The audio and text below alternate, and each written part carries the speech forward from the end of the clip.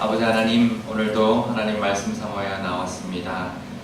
예수님께서 종말을 준비하며 종말을 앞두고 늘 기억하며 살아라고 말씀하십니다. 오늘 하루도 종말을 내일 종말이 올지라도 오늘을 살아내는 저희들이 될 수 있도록 하나님 늘 동행하여 주시고 인도하여 주시옵소서. 감사드리며 예수님의 이름으로 기도드리옵나이다. 아멘. 네, 만약 내일 종말이 온다면 오늘 뭘 하시겠습니까? 내일 예수님이 오시면 오늘 뭘 하시겠어요? 한번 진짜 생각해 보세요. 내일 예수님 오시면 오늘 나는 뭘 할까? 그냥 오늘 회사 안 가고 그냥 집에서 빈둥빈둥 아니면 어디 복구경이나 하고 그래야 될까? 한번 생각해 보십시오. 이게 정말 내일 종말일 때 내가 오늘 뭘 하느냐가 나의 가치를, 내가 뭘 위해서 살아가고 있고 뭘 중요하게 여기고 살아가느냐가 이제 정해질 것 같아요. 그러니까 그걸 볼 수 있을 것 같아요. 사실 나 자신도 잘 모르잖아요. 내가 뭘 중요하게 살아가고 있고 뭘 중요하게 생각하고 살아가고 있는지 나도 모르기 때문에 만약 내일 예수님이 오신다면 오늘 내가 뭘 할까? 내가 오늘 뭘 하면서 오늘 하루를 보낼까? 한번 생각해 보시면 좋겠습니다. 내일 지구가 멸망할지라도 나는 한 그루의 사과나무를 심겠다. 누가 한 말이죠? 스피노자가 한 말이라고 우리가 알려져 있는데요. 사실 스피노자가 한 말이 아니래요. 스피노자가 쓴 책에는 전혀 그런 내용이 나오지 않고요. 그건 우리나라에만 그게 누가 잘못 전해준 거래요. 그래서 보통 서양에는 루터가 한 말이다라고 나와 있습니다. 그래서 루터의 생가에 가면, 독일의 생가에 가면 그 마당에 비석에 그 말이 적혀 있다고 합니다. 그래서 우리나라만 스피노자가 말했다고 알려져 있지 다른 서양에서는 루터가 한 말로 알려져 있습니다. 그러니까 이 말은 종말을 준비하고 종말을 살아가는 사람의 기독교인의 모습이다라고 우리가 볼 수 있습니다. 종말론적인 삶을 사는 것이다라고도 말할 수 있는데요. 오늘 본문은 어제 본문에 이어서 종말에 대한 말씀을 예수님께서 이어가고 있습니다. 어제는 그 종말에서 우리가 종말은 그 예언을 해주시는데 그 종말에 대한 예언이 목적이 무엇이냐? 심판이 목적이 아니라 구원이 목적이었고 종말의 날은 징벌의 날이 아니라 속량의 날이다. 이제 그 말씀을 어제 해주셨다고 이야기하고 있는데요. 오늘 본문에도 보면 그 종말을 예루살렘의 멸망과 우주적인 종말의 예언이 겹치고 있는 것을 우리가 볼 수 있습니다. 우리가 32절에 보면 이 세대가 지나가기 전에 모든 일이 다 이루어질 것이다 라고 이야기하는 것은 이제 우리가 좀 이해가 되지 않을 거예요. 그 당시 사람들 내가 죽기 전에 예수님이 다시 오는구나 이렇게 생각을 했었어요. 근데 죽을 때가 됐는데도 안 오시죠. 그래서 제자들이 복음서를 쓰기 시작한 겁니다. 내가 죽고 나면 예수님이 함께 했던 것들, 말씀하셨던 것들을 구두로 전해줄 수가 없으니까 기록에 남긴 것이죠.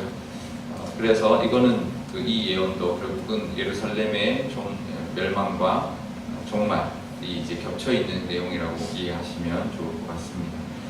그러면 오늘은 종말에 대해서 무슨 이야기를 하시냐면 종말을 준비하는 사람, 종말을 살아가는 사람은 어떻게 살아야 하는지를 예수님께서 말씀해 주셨습니다. 첫 번째는 34절에 보면 이렇게 나오는데요. 이거는 하지 말아야 될 것, 우리가 종말을 살아가면서 하지 말아야 될 것을 말씀하고 있습니다. 너희는 스스로 조심하라. 그렇지 아니하면 방탕함과 술취함과 생활의 염려로 마음이 둔하여지고 뜻밖의 그날이 덕과 같이 너희에게 임하리라. 그러니까 이제 늘 조심해야 되는데 조심하지 않으면 방탕해질 수 있고 술 취할 수 있고 생활의 염려가 있을 수 있다라는 거죠. 우리가 예수님 믿고 교회를 다니면 방탕하거나 술 취하지 않는 것은 그거는 그래도 조금 우리가 그럴 수 있다라고 생각할 수 있지만 생활의 염려는 그래도 마음이 조금 무거워지시죠. 생활의 염려는 하는데 매일매일 하는데 그런 마음이 드실 것입니다. 우리가 생활의 염려도 이게 불신이에요. 불신. 왜냐하면 그거랑 똑같습니다. 우리 자녀들이 있는데 얘들이 맨날 걱정하는 거예요. 내일 뭐 학용품을 사갖고 가야 되는데 맨날 걱정해요. 그걸 보는 부모 마음이 어떨까요? 제가 왜 쓸데없는 걸 걱정할까? 나한테 말하면 내가 사줄 텐데. 이제 이거죠, 그죠? 그거랑 똑같습니다. 불신입니다. 우리가 하나님의 말씀, 늘 하나님의 자녀로서 살아갈 때 우리의 마음의 염려는 하나님께 맡기지 못하는 것이라고 볼 수 있습니다. 그래서 마음의 밭 중에서 가시밭에 말씀의 씨앗이 떨어졌을 때 걱정이 있는 것이 가시밭이라고 그랬고, 그러면 자라지 못하고 열매를 못 맺는 삶을 사는 것이죠. 그 예화 중에 그런 예화가 있는데 저는 이게 참 좋은 예화라고 생각하는데요. 가마꾼들이 가마를 누구를 싣고 갔다가 이제 돌아오는 길에 빈 가마로 오는데 할머니 한 분이 무거운 짐을 지고 이제 가고 있었어요. 그래서 가마꾼들이 이제 연세가 있고 하니까 태워드리겠다. 젊은 이제 장정들이니까 태워줬어요. 근데 한참 가고 있는데 속에서 끙끙끙 이제 소리가 나는 거예요. 그래가지고 이제 이렇게 가마 속을 들여다보니까 할머니가 자기 짐을 여전히 입고 있습니다. 그래가지고 할머니 왜 지고 있냐고 그랬더니 내가 미안해서 그렇다고. 내가 이렇게 오더 타고 가는 것만 해도 미안한데 이 짐을 내려놓으면 안 될 것 같아서 내가 미안해서 계속 지고 있다고. 가마꾼들한테는 똑같나요? 달라지나요? 똑같죠. 근데 우리가 하나님 믿는데 여전히 우리는 짐을 지고요. 하나님 미안해서 미안할 필요 없습니다. 내려놓으시면 돼요. 오늘 기도하러 오셨죠? 기도 제목 있으시죠? 내려놓고 가세요. 그냥 가지 마시고 똑같이 돌아가지 마시고 돌아갈 때는 평안을 얻고 또 얼굴에서 이제 웃으면서 하나님께 맡기고 그냥 난 모르겠다. 하나님 알아서 하시겠지. 그 마음으로 가시면 됩니다. 그걸 들고 가는 거는 여전히 하나님을 믿지 못하는 거예요. 하나님한테 내놓고 기도를 했지만 하나님 못 믿는 거예요. 부모한테 나 이거 필요해요 말해놓고 나갈 때 여전히 걱정하면 부모를 못 믿는 거잖아요. 부모가 다 해줄 거고 부모를 믿으면 그러면 그거는 이제 떨쳐버릴 수 있어야 되는데 오늘 나가실 때 다 내려놓고 편안하게 나가시기를 바랍니다. 하나님 믿으시는 그 마음이 있으시기를 축복합니다. 네, 그것이 하지 말아야 할 것이고요. 네, 그러면 오늘 말씀에 보면 마음이 둔하여지지 않는다. 그래서 예수님이 올 것을 늘 준비하면서 살아갈 수 있다라고 말씀하고 있고요. 두 번째 해야 할 것은 36절에 나옵니다. 6절에 보면 장차 올 모든 일을 능히 피하고 인자 앞에 서도록 항상 기도하며 깨어 있으라 그랬습니다.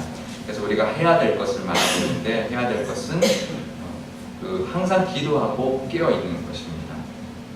그것은 왜 그래야 되냐면 우리가 왜 항상 기도하고 늘 깨어 있어야 하냐면 모든 일, 모든 그런 재앙을 피하고 하나님 앞에 섰을 때, 예수님 앞에 인자 앞에 섰을 때 칭찬받기 위함이다라고 말씀하고 있습니다. 항상 기도하는 것, 그것은 영적인 대화죠. 이제 항상 기도하라, 범사에 감사하라, 쉬지 말고 기도하라 이제 말씀하시죠. 이제 항상 기뻐하라. 이제 항상 기도하라도 마찬가지인데요. 늘 하나님하고 대화하는 것입니다. 우리가 새벽에 와서도 기도하지만 하루하루 살아가면서도 늘 하나님이 우리와 함께 하시기 때문에 함께 하시는 그 하나님과 늘 대화하고 소통하고 교통하고 그 하나님의 임재를 의식하면서 늘 하나님과 함께 하루하루 살아가는 것이 늘 하나님과 함께 기도하고 하나님과 늘 동행하는 삶을 사는 것인데요. 우리가 이 기도는 일방적인 것이 아닙니다. 그죠? 오늘 기도 제목 가지고 왔는데 일방적으로 막 하고 그냥 가면 안 돼요. 하나님의 그 음성을 들어야 합니다. 나 이런 기도 제목이 있습니다 라고 기도하고 난 다음에 하나님 뜻이 뭔지를 들어야 되죠. 예, 대화하기 때문에 그렇습니다. 교통하는 것이고 그리고 하나님하고 교제하는 것이고 우리 교제할 때 일방적으로 내 말만 하는 게 아니잖아요. 그래서 예수님한테 우리가 하나님에게 기도하고 난 다음에 늘 그 마음으로 우리가 오늘 하루를 살아야 하고요. 그 다음에 또 하나는 깨어있으라 라고 말합니다. 영적으로도 깨어있지만 또 하나는 뭐냐면 하루하루 살아가는 것을 깨어있는 삶을 살아야 한다는 건데요. 깨어서 우리 뭘 하죠? 가만히 그냥 침대에 누워있나요? 깨어서 활동하잖아요. 깨어서 활동하는 모습, 일상에서 최선을 다하는 모습이 바로 깨어있으라는 말씀인데 우리 37절에 바로 그 다음에 나오는 그 말을 하고 난 다음에 예수님의 모습을 보여주세요. 예수님이 지금 한 며칠 있으면 십자가 지실 거거든요. 예수님의 종말이죠.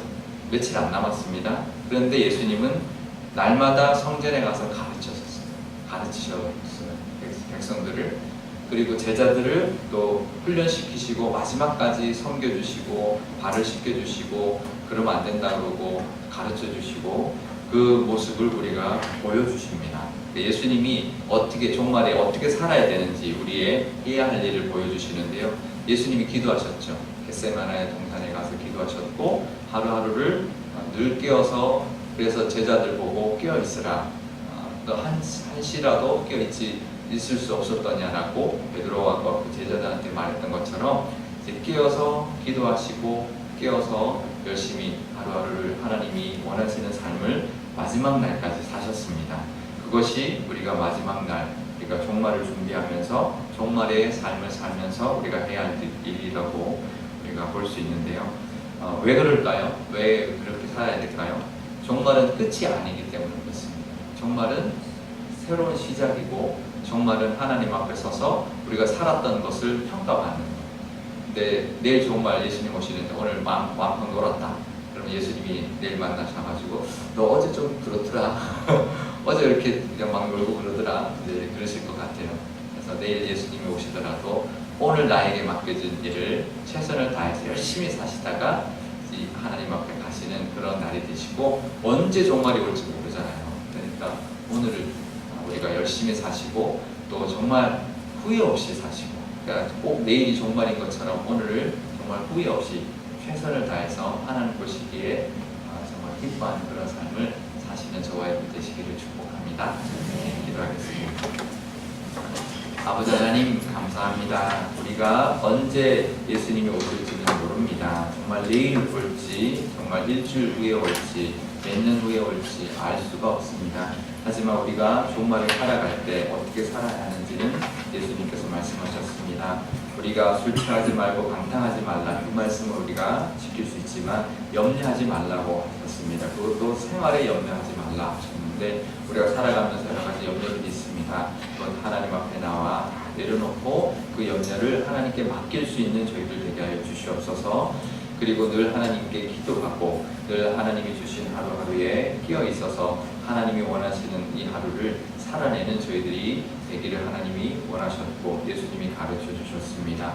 오늘도 늘 하나님과 교통하게 하시고 늘 우리 하루하루를 깨어서 최선을 다해서 열심히 살아내서 하나님께 올려드리는 우리의 하루가 되게 하여 주시고 이 세상에서 우리에게 원하시는 일들을 감당해내는 그런 저희들의 하루가 될 수 있도록 인도하여 주시옵소서. 저희 교회도 그런 역할 감당하는 교회 되기를 간절히 원하며 예수님의 이름으로 기도드리옵나이다. 아멘.